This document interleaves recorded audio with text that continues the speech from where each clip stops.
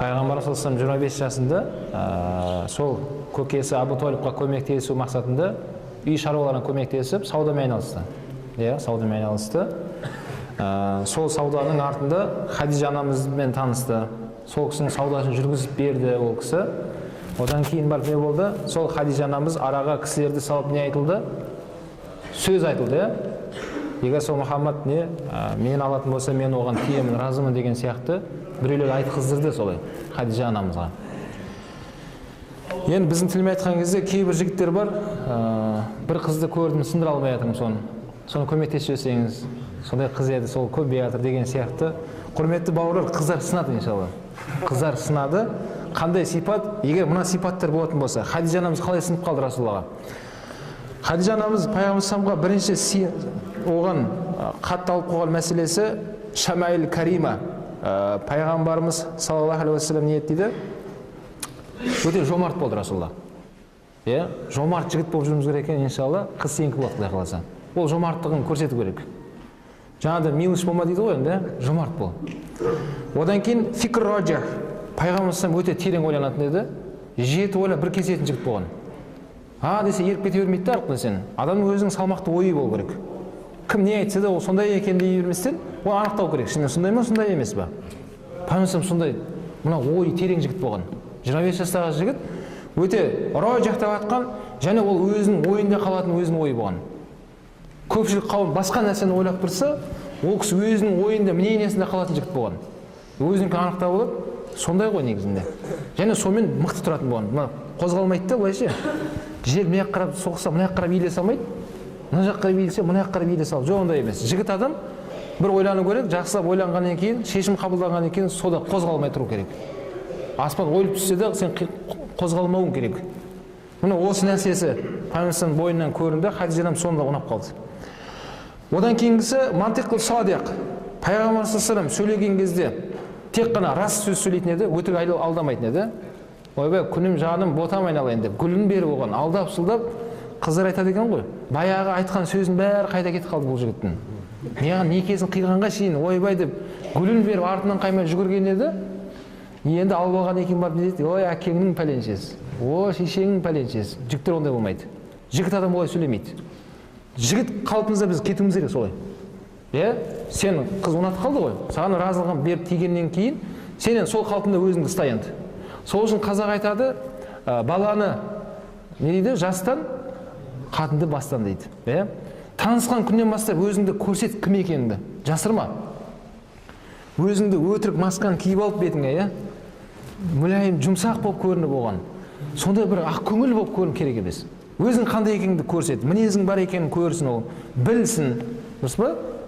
Өткен сабағымызда өттік қой, мінезсіз адам ең жаман адам. Мінез жоқ адам. Одан да жаман адам бар, мінезі бар, өзін ұстай алмай қалады. Қиратып сындырып тастайды, одан кейін барып айбетті байқамай қалдым дейді. Ол ең жаман адам. Нағыз жақсы адам деген мінезін жанында бір не сияқты салып жүреді дегенде, ана дубинка сияқты ұстап алады жанында. Орын келген кезде дубинканы шығарып көрсетеді. Болды дейді, жай орнына салып қояды. Қазақта сөз бар, бұқсаң соға береді дейді. Демек, Пайғамбарымыз сол өте шыншыл жігіт болды. Мантиқ деп атқан өте астарлы сөз сөйлейтін. Қысқа нұсқа сөйлейді, бірақ сөзі терең нәрсені балбалап тұр. Біз ұсақталмауымыз керек жігіттер. Бізде сондай шешендік өнерді адамбыз, Құдайға шүкір, біз текті халықпыз. Біздер не анау қыздарды айтыстыратын болған ғой. Бір-біріне сол сөз арқылы олар еститін еді, бір-бірімен сөйлесетін еді.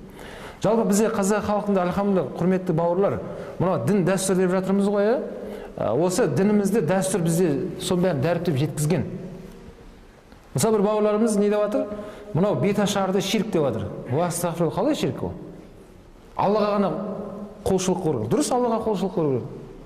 Ол дейді, ана иіліп кімге сәлем қылып жатыр дейді? Атасына рүку қылып жатыр дейді.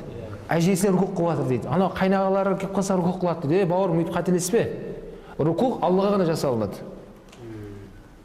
Ол жеңгелеріміз, келіндердің жай иіліп жатқаны ол не? Рүку емес ол. Сыртқы көріністе келмейді.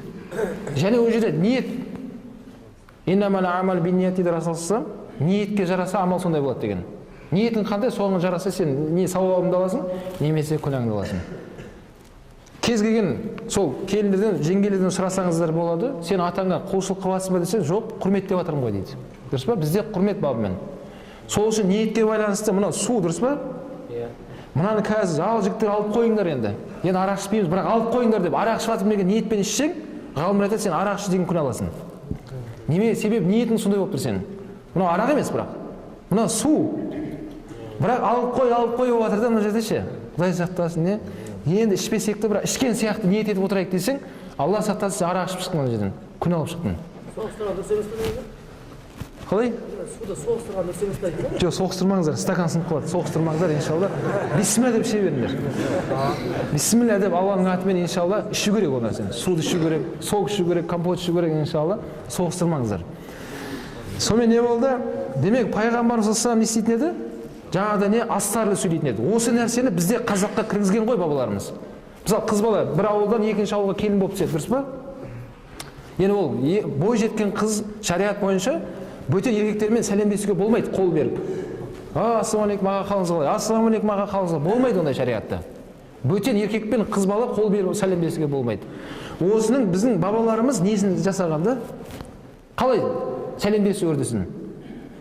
Бір ауылдан екінші ауылға келін болып түскен қыз келіншектеріміз, қарындастарымыз иіліп сәлем беріп, не? Ассалаумағалейкум, сәлеметсіз бе ата, сәлеметсіз бе ата деп, ағаларына сәлем беріп, осындай үрдісті қалыптастырды. Ой, көп жасы айналайын келін, бақытты бол, өркенің өссін айналайын деп ол бата алып жатыр үлкендерден.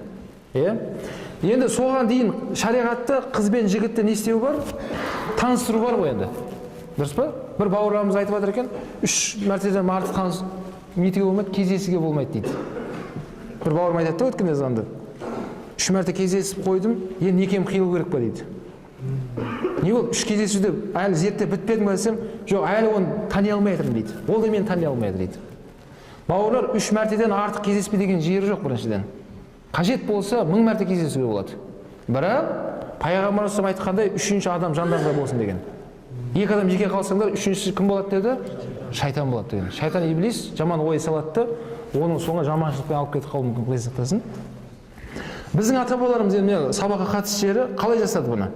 Бала мен қызды кездестіру керек. Қалай кездеседі? Бізде жаңағыдай той тумалақ дейміз ғой енді, қуаныш. Сол жерде жаңағыда 6 бақан тебетін болған, жастар. Соның соңында не болады? Бала қызды көрді, қыз баланы көрді, ұнатты. Енді оны сөйлеп қалай танысасың онымен? Қолына домбыра береді де екеуін айтыстырады. Сол кезде шешендік өнер басталады. Бала өзінің ойын сөзбен жеткізу керек, шешендік өнерімен. Қыз оған жауап беріп, оған қайттан сұрақ қою керек. Осындай сұрақ жауаппен ол бір-бірін жақыннан түсінді. Кім екенін бәрі сөзіңнен білінді сен кім екенді. Міне пайғамбар саллаллаху да сондай болған екен. Мантиқл суадият деп атқан, мантық деп атқан өте астарлы сөйлеу. Астарлы сөйлегенде ол былай бетке айтқаннан да ауыр болады екен сол нәрсе. Мысалы бір айтады ғой, бетке сөйлеймін мен дейді ғой. Сол бетке сөйлегеннен кейін бір адам жаныңнан астарлы сөйлеп саған тиісіп жатса, мынанікі өте қатты болады. Ана тістеп болады да ол же. Ана болса бетке айтсаңыз не айтқың келіп жатыр деп отырасың соң. Айтсай не сонымен? Түртіп қояды. Демек астарлы сөйлеу сондай екен. Біреудің несіне тиіп қалмасын деп, пайғамбар астарлы сөйлеумен Хадижа анамыз не болды? Осымен ол кісі ұнап қалды.